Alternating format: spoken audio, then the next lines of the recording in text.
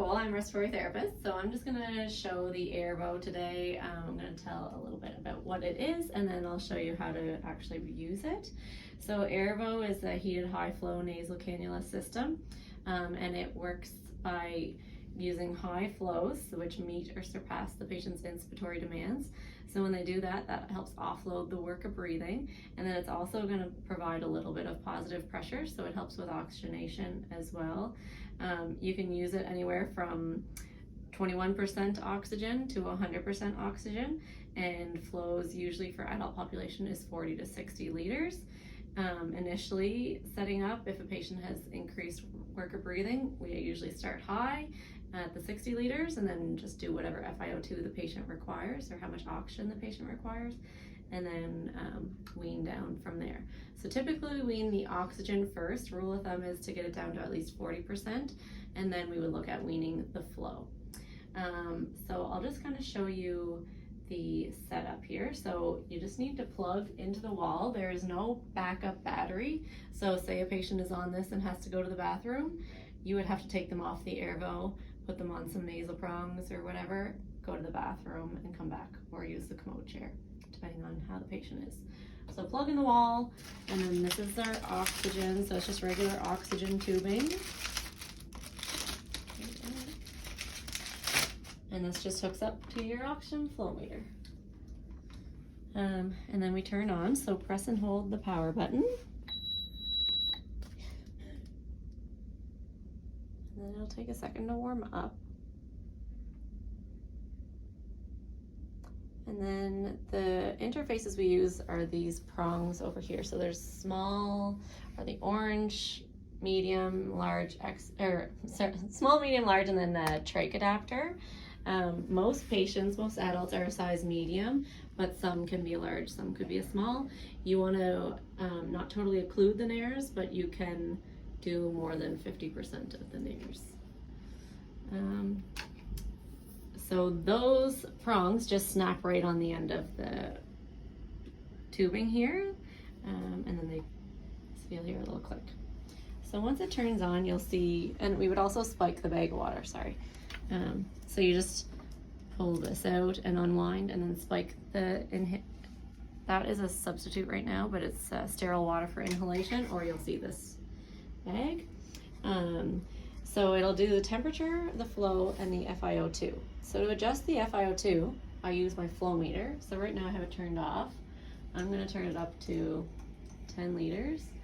So when you're charting, never document what is on the flow meter, always document what is on the Airvo machine. So there's an oxygen analyzer built inside of here, so it'll adjust. So when you make a change, just wait a second till you see the final oxygen number there, because it might take some time to adjust. So and once you hit 15 liters, you can actually go up higher and higher and higher. It'll go up way higher than actually 15 liters. So if you have someone that has really high oxygen requirements, you can get up to 100%.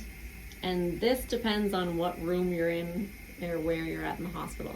Some rooms you can get up to 100%, other rooms you cannot. So I'm just gonna turn that down so it's not loud.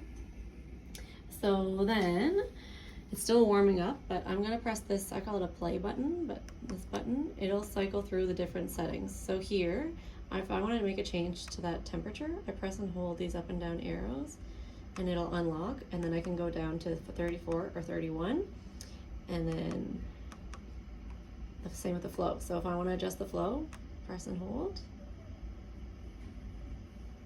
and I can go up or down. So it can go all the way down to 10 liters. We likely wouldn't use it at 10 liters unless it's for a trach patient that's just using it for humidity purposes, not for work of breathing. But otherwise, initial starting is likely a 60 liter. And you should know pretty quickly if this is helping the patient or not. They say within like half hour, 45 minutes, the patient's work of breathing should decrease. So it's a pretty quick thing. Then I'll just show you some alarms. So if I occlude this, you'll see the flow is going to cycle down, and then it will alarm here in a second. The other alarms might be like if the temperature, say you forgot to spike the water bag or the water bag dried out. So it'll say what's wrong, and it'll walk through some troubleshooting tips with you. So at first it's saying like, is the tubing kinked? And then, so that I find that's a very nice feature for this. And then it'll say, are the prongs kinked? And then the next one will be, are the like the actual nasal cannula parts kinked? So that kind of walks through all these different things that you can try. And then once you fix the blockage, then it will go back. So you don't have to do anything.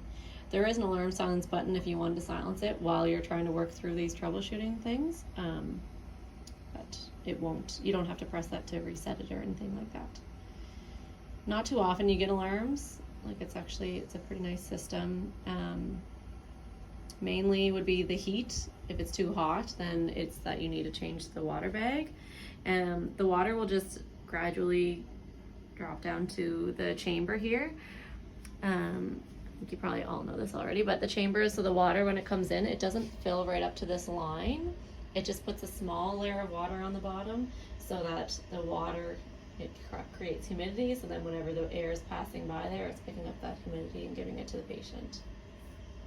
Okay, so main things that if you need to move this patient, you need to put them on a different source of oxygen. There's no internal battery. We do have a battery pack that we could use, but you'd have to call someone to do that. So if the patient needs to go to the bathroom, you either need to get a commode chair, or if they're capable, you could just put them on some prongs or a non-rebreather, whatever they require, and go from there. Okay, reach out if you have any questions.